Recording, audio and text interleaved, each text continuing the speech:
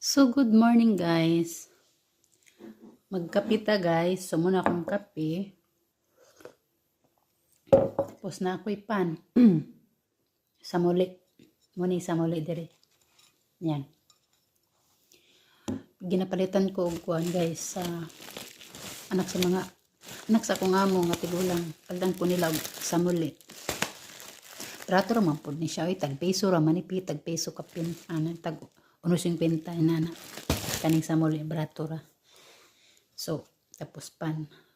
Kaya ini kabunta guys, margid na ako ang pamahaw. Mora na pamahaw na ako pan with coffee. Mora. Nya. Ganahan pagid ko kay kanang si Madam Sara. Nangutan na sa akong napabadaw ko'y sabon, shampoo. Kaya kung wala, kung palitan. Diba? Napakabait ng anak ng matanda. Kaya, swerte na gid ko sa diri balag. Usaya ang tigulang, sala sa init, sala sa lamig ng tigulang.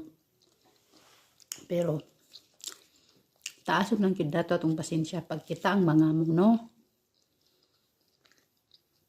Siyempre, kay katulong raman ta, taasod na ito atong pasensya.